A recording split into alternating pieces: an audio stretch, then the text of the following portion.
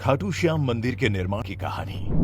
दोस्तों, भारत के सबसे प्रसिद्ध कृष्ण मंदिरों में से खाटू श्याम जी का मंदिर पहले बर्बरिक नाम से जाना जाता था। ये मंदिर महाभारत के दानव को समर्पित है, इसीलिए ये कहना गलत नहीं होगा कि खाटू श्याम जी की जीवन कथा की शुरुआत महाभारत से शुरू होती है। बर्बरिक घटोत्कच और नागकन्या मौरवी के पुत्र थे। बचपन से ही उनमें वीर योद्धा बनने के सभी गुण रहे हैं। उन्होंने युद्ध करने की कला अपनी मां और भगवान श्री कृष्ण से सीखी। उन्होंने भगवान शिव की घोर तपस्या करके 3 बाण प्राप्त किए।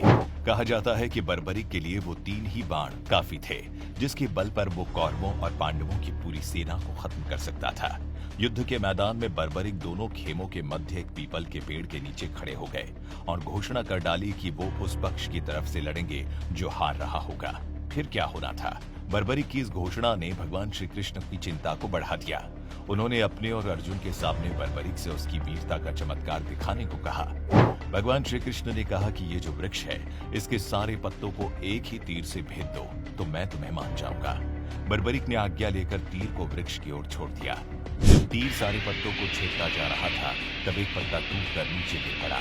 भगवान श्री कृष्ण ने उस पत्ते पर ये सोचकर पैर रखकर उसे छुपा दिया कि ये छेद होने से बच जाएगा। लेकिन सभी पत्तों को छेदता वो तीर कृष्ण के पैरों के पास आकर रुक गया। तब बर्बरिक ने कहा कि प्रभु, आपके पैर के नीचे एक पत्ता दबा है, कृपया पैर हटा लीजिए, क्योंकि मैंने तीर को सिर्फ पत्तों को छेदने की आज्ञा दे रखी है, आपके पैर को छेदने की नहीं। इसके इस चमत्कार को देखकर भगवान श्री कृष्ण चिंतित हो गए। बता दें, भगवान श्री कृष्ण ये बात जानते थे कि बर्बरिक प्रतिज्ञावश हारने वाले का साथ देगा। यदि कौरव हारते हुए नजर आए तो वो पांडवों के लिए संकट खड़ा करेगा, और जब पांडव बर्बरिक के सामने हारते नजर आए तो फिर वो पांडवों का साथ देगा।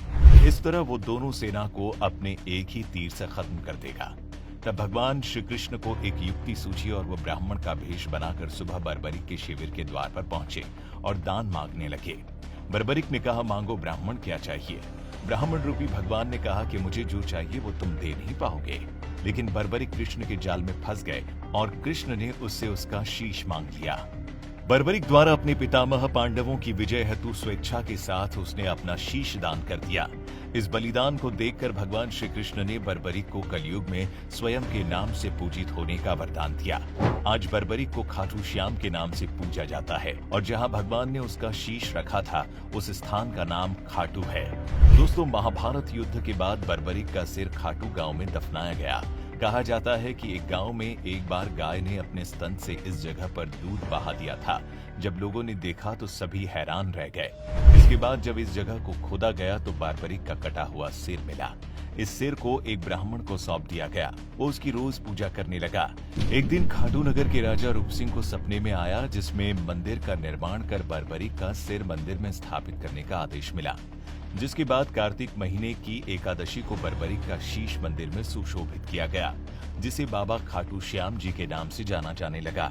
तब से ये मंदिर प्रसिद्ध हो गया। दोस्तों, खाटू श्याम जी न केवल भारत देश में पूजनीय है, बल्कि विदेशों से भी पर्यटक और श्रद्धालु खाटू श्याम के चमत्कार देखने और उनके दर्शन के लिए यहाँ आते हैं। वहीं खाटू श्याम जी के मंदिर के पास श्याम कुंड नाम का एक पवित्र तालाब भी है। मान्यता है कि इस कुंड में नहाने से मनुष्य के सभी रोग ठीक हो जाते हैं और व्यक्ति स्वस्थ हो जाता है। इसीलिए हर साल यहाँ लाखों श्रद्धालु इस पवित्र कुंड में स्नान करते हैं। दोस्तों, बाबा के मंदिर में फाल्गुन मेला सबसे बड़ा त्योहार होता है। ये त्योहार फाल्गुन के महीने में 5 दिनों तक मनाया जाता है। नियमित भक्तों और तीर्थ यात्रियों के अलावा कई संगीतकार उस समय बाबा श्याम के भजन और आरती गाने के लिए मंदिर जाते हैं। उस अवधि को निशयन यात्रा कहते हैं। खाटू श्याम जी के मंदिर में सर्दियों में सुबह 5:30 से दोपहर 1 बजे और शाम 4 बजे से रात 9 बजे तक दर्शन कर सकते हैं। वहीं गर्मियों में सुबह 4:30 से दोपहर 12:30 बजे और शाम 4 बजे से रात 10 बजे तक भक्त दर्शन कर सकते हैं।